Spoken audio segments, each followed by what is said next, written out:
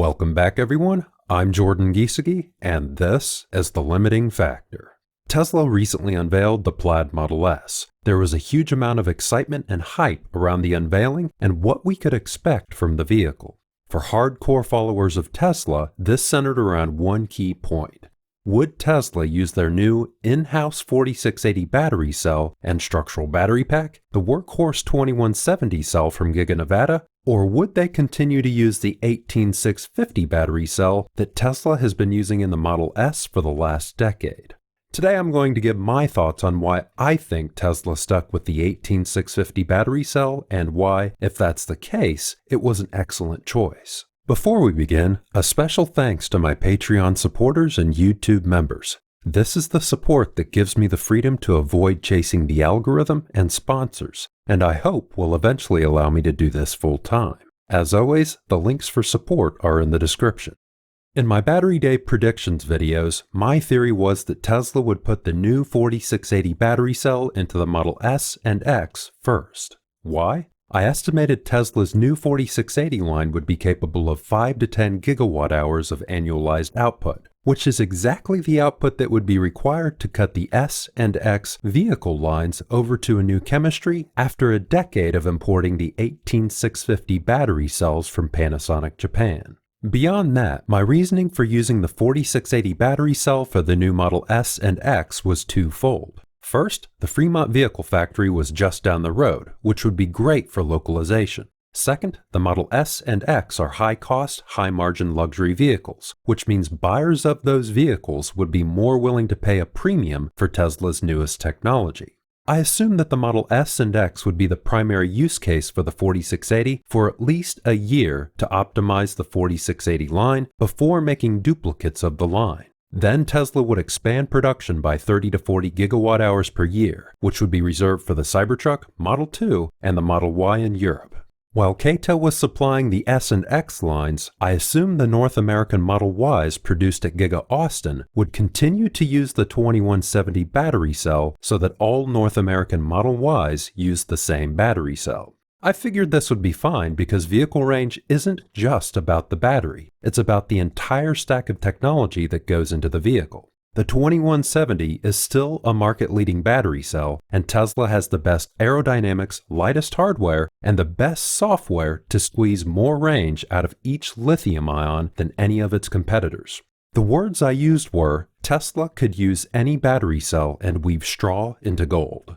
My last assumption was that the 18650 battery lines in Japan could be cut over to Tesla's 2170 form factor, which is currently Tesla's preferred form factor from third-party suppliers. This would allow 2170 cells from Japan to be used for a broader range of Tesla vehicles or Tesla energy storage. Instead, Tesla announced on Battery Day that they were targeting 100 gigawatt hours of cells produced by 2022. This was a volume of cells that was about 3 years ahead of my expectations and had me recalibrating all of my assumptions. I couldn't make sense of Tesla's strategy until Elon dropped 3 hints in the Q3 and Q4 2020 earnings calls.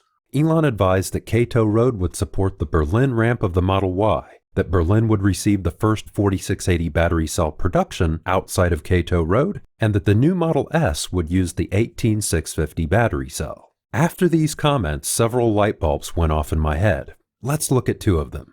First, the pilot line at Kato Road is a flywheel. It's only in Fremont because that's where Tesla's R&D facility is. Tesla's going to use Kato Road to supply cells to Berlin and Austin while the foundations are being poured and equipment is installed at those factories. Second, my assumptions about Tesla's ability to use a legacy form factor appear to be correct. Tesla's technology stack is so far ahead of any potential competition that they can use a legacy form factor and still handily spank the competition with regards to performance. Tesla is going to use a form factor originally designed for laptops, the 18650, and use it to produce the fastest production car ever made, the Plaid Model S. Those were my initial thoughts after the earnings calls, and we'll drill down more in a moment. But first we need to give some air to the theory that Tesla was sandbagging the Plaid Model S performance figures. This reached a fevered pitch about a week before the Plaid Model S event because Elon announced that the Plaid Plus Model S was canceled because the Plaid is just so good. For the uninitiated, the Plaid Plus Model S and the Plaid Model S are two vehicles that essentially have the same performance, except that the Plaid Model S was targeting about 400 miles of range and the Plaid Plus Model S was targeting over 500 miles of range. The Plaid Plus Model S was due to be released in mid-2022, a year after the Plaid. Most people were assuming that the Plaid Plus was going to have the 4680 because of its extra range. When people heard that it was canceled and saw Elon's comment about how good the Plaid was, some assumed that Tesla had accelerated its timeline by a year and that the Plaid would have the 4680 battery cell. Bear in mind, that's a generalization, and there were a few theories out there, but I hope to cover those off as I work through the points and counterpoints. The primary arguments seem to be that Tesla always sandbags, that Kato Road is currently producing cells, and that those cells must be going into a vehicle somewhere, that the Model S should have the 4680 because it's Tesla's top-end vehicle, and that if the Model S didn't have the 4680 battery cell, it was a bad sign for pilot production at Kato Road. First, the Tesla always sandbags argument doesn't hold water for me. Sometimes Tesla sandbags, sometimes they don't. It's as simple as that. When they do sandbag, it tends to be something that erupts out of their skunk works, like the carbon fiber coated rotor on their new electric motor or their choice to go upstream on battery materials. Elon does tease, hint, obscure, and sandbag, but generally when he states something straightforward, like the specs of a vehicle entering production in an earnings call, it's pretty solid. While we're on the topic of earnings calls, there were some theories that the reason why the Model S was delayed was due to Tesla upgrading it from the 18650 battery cell to the 4680 battery cell. This was because in the Q1 earnings call, Elon indicated the delays were partly due to making sure that the new battery pack in the Model S is super safe because they're packing more energy into a smaller space. Many people jumped to the conclusion that this meant the 4680 battery pack. I can see how people viewed the comments in this light, but I was skeptical. This was just 3 months after Elon said that the vehicle would use the 18650. It takes many months, thousands of tests, and tens of millions of dollars to upgrade the design of a battery pack for an electric vehicle. It wouldn't make sense to just scrap a new pack as a spur-of-the-moment decision. As for the more energy in a smaller space comment, the new pack in the Model S will strip out weight to make the pack cheaper and lighter, but I'm betting this also meant a more compact battery pack to improve handling. This has to do with angular momentum and was covered in my structural battery pack video. One theory used to support the idea of a 4680 and structural battery pack is the lighter weight of the new Model S. Let's look into that. I've seen various figures for the pack level energy density of the legacy Model S, but I'll pick the highest I've seen, which is 148 watt-hours per kilogram. By comparison, I've seen multiple estimates of 166 watt-hours per kilogram for the Model 3 battery pack, even though the Model 3 has a better cooling system. This means that if the advancements in the Model 3 battery pack were applied to the Model S, it would result in a weight savings of up to 75 kilograms, while providing better cooling. 75 kilograms is a baseline, because Tesla may have completely redesigned the Model S battery pack to something even better than what's in the Model 3. In past videos, I suggested that Tesla could remove 5% or more of the battery cells from the pack due to the improved efficiency of the new Model S. According to Motor Trend, the pack size has been reduced from 104 kilowatt-hours to 100 kilowatt-hours, or about 4%. This would mean a reduction in weight of about 25 kilograms. However, it's still shy of the 5% or more that I suggested. When I ran the calculations on road friction and drag, depending on speed, I was looking at about a 7% reduction in pack size. This means one of two things. My calculations were wrong, or Tesla is holding extra battery capacity in reserve. If we then factor in the higher energy density of the new 18650 battery cell, which may be 5% or more energy dense than the previous 18650 battery cell, it would save up to another 20 kilograms. 75 kilograms for the new pack, 25 kilograms for the reduced pack size, and 20 kilograms for the new cell chemistry adds up to about 120 kilograms for my potential weight savings estimate. How much less does the new Model S weigh versus the legacy Model S?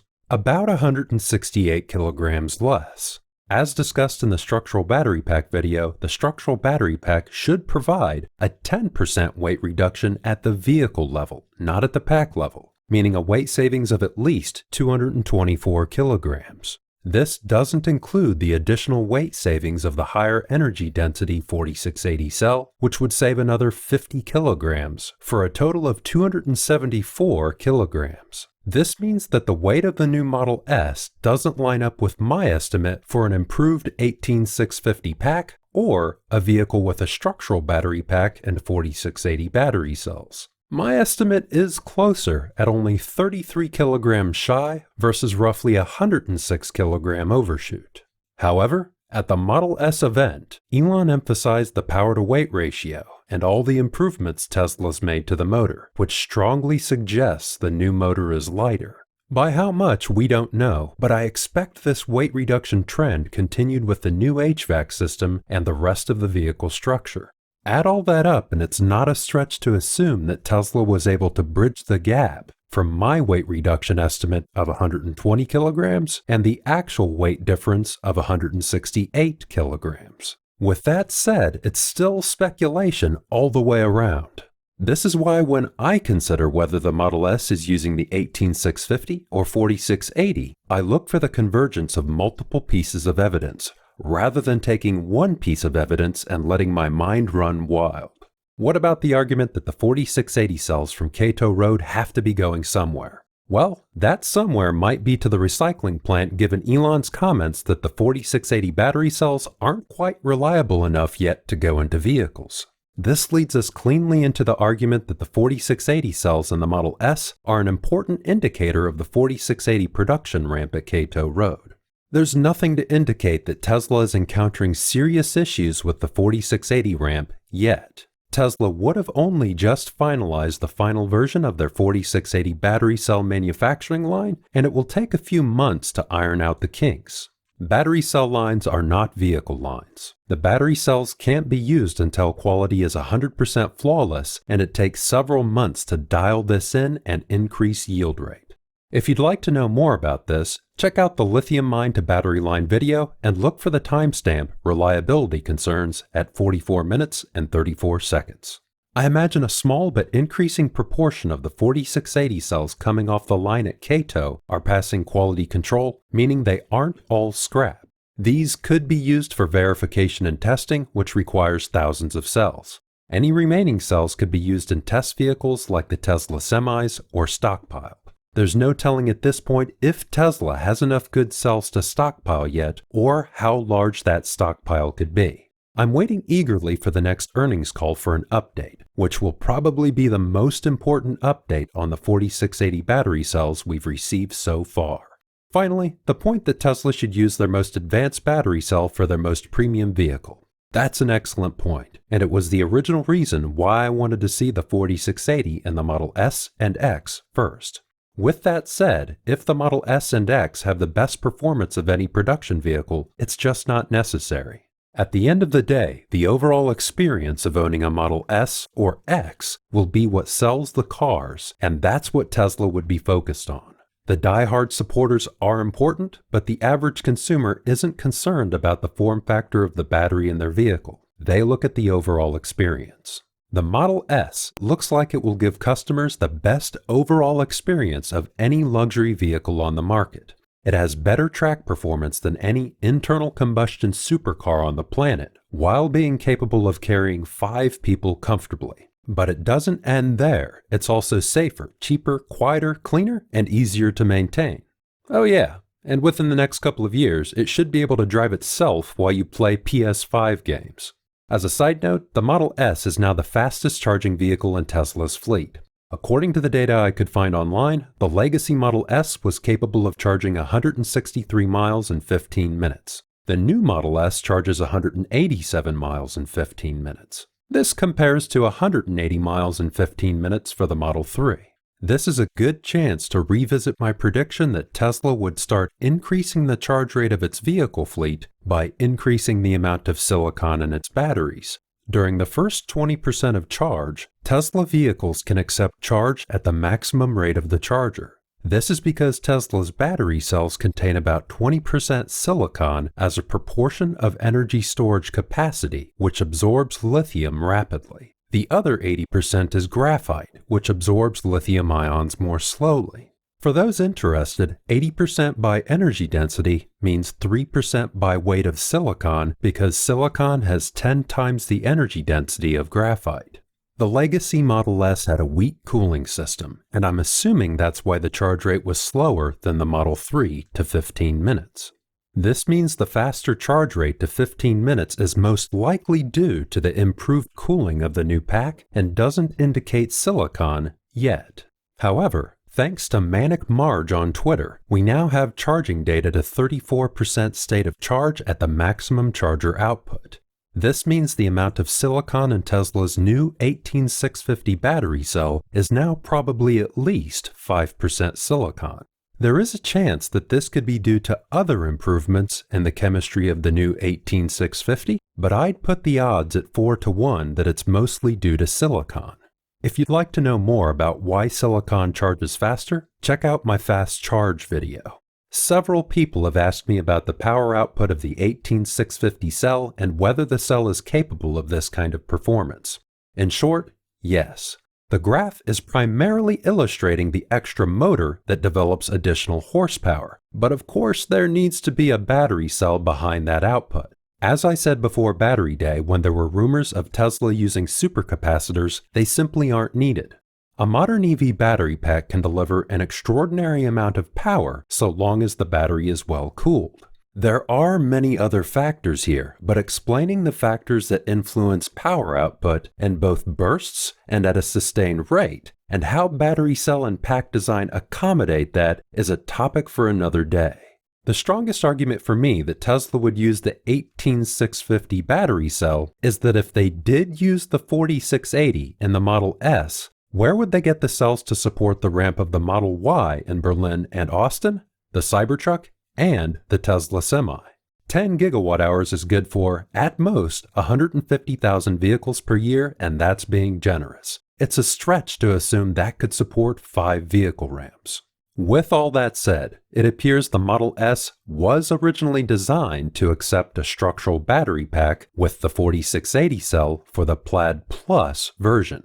As discussed in the structural battery pack video, the structural battery pack doesn't require a different vehicle architecture. This means that as long as the mounting points are shared between the structural and conventional battery pack, the structural pack should be a drop-in solution.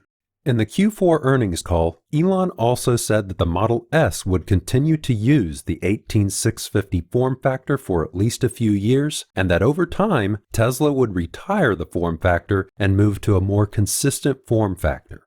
If the vehicle is ready to accept a structural pack, I don't think it's going to take the full 3 years before we see the 4680 cell in a Plaid Plus version of the Model S and X. Once the Berlin and Austin 4680 lines are up and running at full tilt in late 2022, the likelihood of the Model S getting a 500-plus mile range version with the 4680 increases. I'm hoping to see a Plaid Plus model in 2023. However, this completely depends on how starved Tesla is for battery cells and raw materials to make battery cells. As a final note, I didn't speak much to the 2170 in this video because there doesn't appear to be any evidence that Tesla would switch to this form factor. And if I look at it from a cost-benefit perspective, although it might provide some manufacturing benefits, it doesn't offer the performance benefits of the 4680 and would cause more supply chain disruption than continuing to use the 18650. In summary, all indications are that Tesla is using the 18650 battery cell in the new Model S. As long as 400 miles of range is enough for you, then it's arguably the best vehicle on the planet at any price. A lot of us are still yearning for a 500-mile range plus Tesla, but it will come with time. Tesla has a full product line to look after, and they'll be playing Tetris with battery cells for the next decade. Any existing capacity should be used to its fullest extent and with the least amount of disruption to the supply chain, which is exactly what Tesla has done if the Model S is still using the 18650. Tesla is the only electric vehicle maker that could pull a rabbit of this size out of the hat because they're the only EV maker with nearly 20 years of electric vehicle experience, squeezing every efficiency they can out of the hardware and software. If you enjoyed this video, please consider supporting me on Patreon with the link at the end of the video. I'm also active on Twitter. You can find the details in the description, and I look forward to hearing from you. A special thanks to those who've recently joined me on Patreon. I made this video urgently, and the shoutouts for support will be in the upcoming video on QuantumScape. I'd also like to thank my YouTube members and all the other patrons listed in the credits. I appreciate all your support, and thanks for tuning in.